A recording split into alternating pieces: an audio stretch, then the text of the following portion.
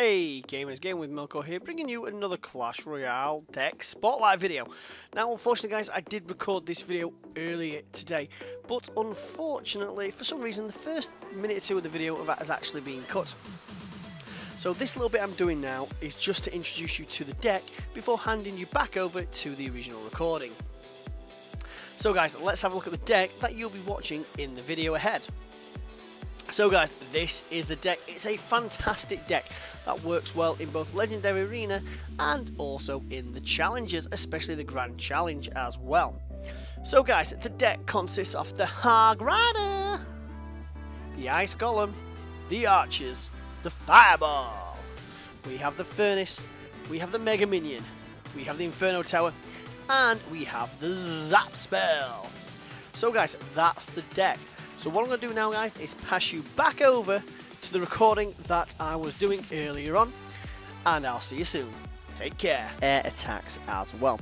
So let's just have a look at a few battles. Now as you can see, we've had a 1-0 victory. We did have a defeat in there and a very tough draw that we nearly won there.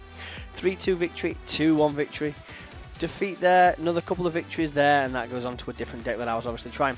But this deck has been performing very, very well. Now as you can see, unfortunately we have lost a few of these replays because I haven't been that active over the last couple of days due to real life issues. So we're just going to have a look at a few of the battles that we've currently had. So we're going to watch this one here where we had a very good 3-2 victory against a very fun opponent. So let's just watch this one first and see how I was able to pull off the victory. So as you can see guys, we haven't got the best start in hand here because we haven't got the Ice Golem in the start, but we do have the Hog Rider and the Inferno there if we need it. So our opponent decides to drop down the Princess, so I drop down my Furnace in the back. Now that's just going to distract that Princess. Obviously her arrows are going to destroy those before they ever get to it, but I'm not too worried about that. So I'm going to drop down my Mega Minion on this other side as our opponent drops down that rocket there. I'm going to drop down my Archers, and then we're going for a push, big push down this right hand side with all the elixir that we've got. Now our opponent does play very well there, dropping that Ice Wizard and also dropping those guards, mitigating much of the damage on that tower. Unfortunately, as you can see, this Princess has just gone to town in our tower because I've just left her unchecked, unfortunately, and because of that she has done some serious damage to me. Combined with this Hog Rider here, I'm actually going to lose this first tower, all because of poor play on my behalf. Now our opponent is laughing there, thinks that he's got a good lead here and he's going to win, but we do manage to pull this one out of the bag. So we are able to unfortunately not take out that Princess due to that well placed Ice Wizard there, very well done. But we still have that with the Hog Rider yet again. I can see our opponent does drop down those guards, but luckily we do get that Hog Rider onto that tower and we get it all the way down to 181 HP at this point. So at this point guys, it looks like we're about to level up the battle here, 1 tower apiece. So I'm not going to be too worried about that right hand tower because 1 fireball will take that out. So I drop down the Furnace.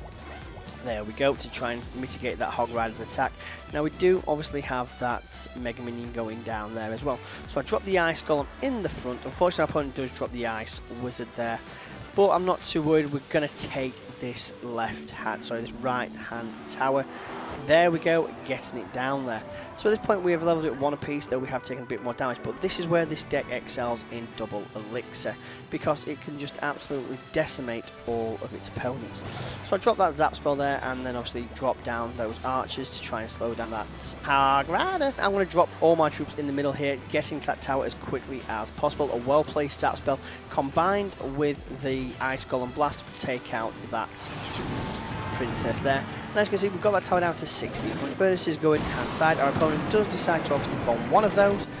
Daft move really, when he could have taken out both. But we are now going to take this second tower, giving us a 2-1 lead. Unfortunately, poor placement there of that, meaning that our opponent is going to make it 1 apiece.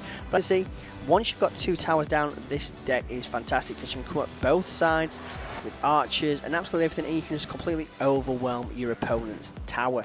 Once I knew I got that second tower, even if he was going to get ours, there's no way he was going to be able to counter me, because all you get 2 Furnaces, 1 on either side, get the Hog Rider going, get that Fireball going, get that Mega Minion going, combining with the Archers, and there's just no way he can counter it.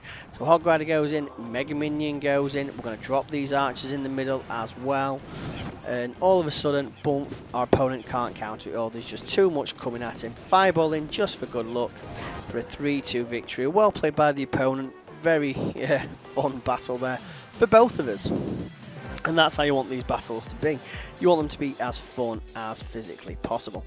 So we're just going to watch the last battle that I had here, which was against the 3 Musketeers. Now this was a bit of a tricky one really, because those 3 Musketeers kept popping up with that 4th Musketeer as well. But we were still able to beat our opponent. It was only 1-0, but nonetheless it was a fun battle as well. So as you can see, we don't have the Hog Rider, so we can't start with that push. So we're going to drop the Furnace in the back here. Most of our opponent is level 10, so those towers will take those out before they get. But I'm going to drop down my Ice Golem, followed by my Hog Rider, and see what our opponent does. So luckily, he then decides to drop down his own Ice Golem. So our Hog Rider and Ice Golem are able to start doing some serious damage to that tower. I utilise the Fireball to take out the Musketeer into a bit of damage to that tower, so taking it down to 950. At this point, giving us a good, solid lead in this battle. Unfortunately, our opponent does have that elixir collector. At this point, I've used my Fireball, and now he then decides to drop his 3 Musketeers. So down goes the Inferno Tower and the Zap spell, able to take out all 3 Musketeers with only taking minimal damage on that tower. Luckily for that. So our opponent obviously puts up the sad face. Oh, I'm sorry, didn't want to upset you, but sometimes we have to do that. Opponent then drops down his giant on the right hand side. So I've got my Hog Rider and my Ice Golem going in on this left hand tower here. 1 hit, 2 hit, 3 hits, and down goes that tower just like that, giving us a 1-0 lead. And now it's all about defense. So as you can see, we've got the giant and our opponent is being a big massive push on this right hand side. The only thing I can do there is Fireball all those troops here and hope to take that giant out as quickly as possible. Unfortunately, a well placed zap by our opponent does leave that tower rather vulnerable, taking it down to 713 HP. So at this point, with a minute and a half left on the battle, you think our opponent would actually be in a good chance here of levelling it up, because we haven't even had a chance to start working our opponent's second tower. So we get down that Furnace there, just a bit of defense in the back, and I am going to try and hold my Fireball off when I do get it next for those deadly 3 Musketeers. Not always possible, because sometimes there is other things that you have to take care of. So I'm going to drop down my Ice Golem and my Hog Rider just to put a bit of pressure on to see what our opponent actually does. Like an idiot here, I then decide to utilise my Fireball. No, I don't, we're okay. And I'm actually going to drop down the Inferno Tower to take out that giant. Now I drop down my own Mega Minion here to take out our opponent's Mega Minion. There we go. And I've got the Fireball ready. See all those wizards, those Musketeers down? Boom. Down goes 4 Musketeers, 1 Fireball. There we go. So our opponent then drops down his own Musketeer, followed by the giant. Now I'm going to drop down my Mega Minion here to take out that giant. Now we utilise obviously the Hog Rider and the Ice Golem in the centre there to obviously try and start working our opponent's tower as well. Just in case we're not able to defend this tower, we want to give us a lead on that one. So we have down now the 2 Furnaces, and our opponent's trying to come at us with that giant and that Musketeer. Even if he's going to get to us, he's not going to run out of time. So we get down that Inferno, and as you can see, we're going to drop down Fireball here just to take out the remainder of those troops. Not enough time. And as you see, guys, another solid 1-0 victory with a very, very fun deck. And that's the good thing about this deck, it really does play so well against so many different types of decks. So we're just going to watch one more here, which is a completely different type of deck, which has the Barbarians in it, it has the Baby Dragon in, even having the Skeleton Army. So a completely different kind of deck, as well as the Lumberjack. So again, a completely different type of deck that we're facing here. So we do have a pretty decent starting hand here, depending on what our opponent decides to do. If our opponent drops the giant in the back, then we will start with a solid push down the opposite side of the field. As you can see, we're just waiting for our elixirs to build up. Both wish each other good luck, which I always like. Putting a thanks out there as well. Our opponent then decides to push hard down this right hand side, down my left hand side, so I push hard down his left. Luckily, my Hog Rider is able to go through just in time, but unfortunately our opponent did play that very well, and he's going to take that tower very, very quickly. Unfortunately, we are not going to take his tower, getting it down to 371 HP at this point. Now, I do have my Furnace in the back here to start taking out these Barbarians and that Hog Rider. Now, I'm just praying for my fireball to get up here so I can get rid of these troops. Otherwise, they're going to do some serious damage to that second tower. So at this point, we've got one tower down to 371, one down to 1878, but our opponent has got our second tower down to 1745. Luckily our opponent is only level 9, which means his towers cannot take out both of these before they actually get to the tower. Now our opponent does then drop his baby dragon, so I am going to drop down my Inferno and the Mega Minion there as well to take those out. There we go. As you can see, that rage spell is going to help our opponent ever so slightly, but not enough. So down goes my Ice Golem to being backed up with that Mega Minion. Now unfortunately our opponent does place those barbarians there, but we are able to mitigate a lot of their damage and get rid of near enough all of them on defense. As you can see, our opponent then drops down that horde, but unfortunately it's taken out by that second furnace on the opposite side of the field. Now I'm going to drop down my archers on this right hand side just to try and have a quick pop at that tower to take it out.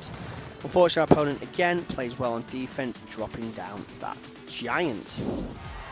So down goes my Inferno to obviously take out that giant and hopefully stop mitigate any damage to that tower. There we go, utilising the zap spell there to stop the Inferno being destroyed. So at this point guys, it's just a battle of attrition. We're in for the last minute here.